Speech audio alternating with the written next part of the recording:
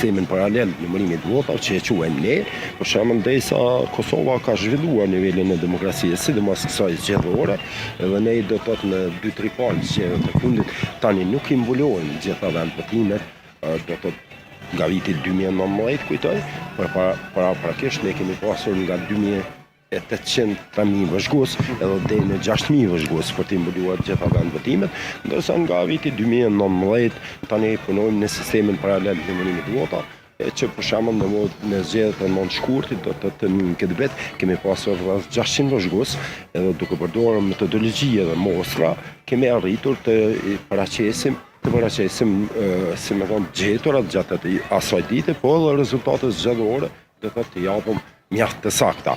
Këtë s'mund ta bëjmë në nivelin lokal, për arsye se 38 komuna janë 38 zona të veçanta, e sidomos për rezultate s'mund ta bëjmë, po as për procesin e vazhdimit me mostër edhe për mujt me dha një pasqyrë të përgjithshme për gjithë Kosovën, sepse janë zgjedhje lokale të fokusuara në komuna edhe kjo bën pamundshme.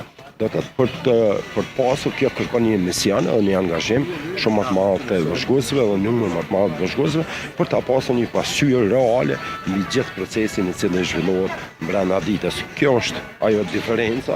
Cila ka qenë qartë?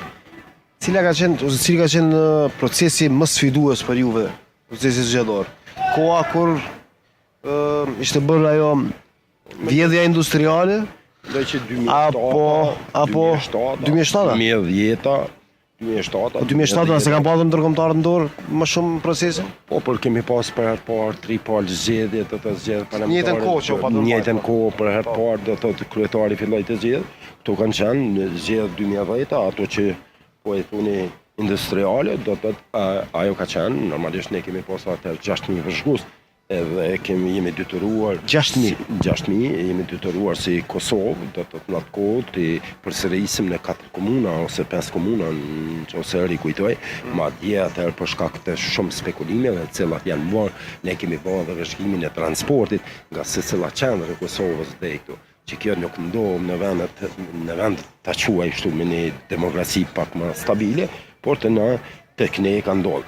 Unë besoj që lëvizjet e mëdha të ndryshimit zgjedhor vijnë pas vitit 2015, kur do të thotë procesi është shumë më i lehtë dhe procesi është shumë më kredibil edhe angazhimi është më i madh i institucioneve, në këtë rast sigurisë, prokurorisë edhe masave që i kanë ndërmarrë për shkeljet edhe paraqitësitë që kanë ndodhur këtë proces.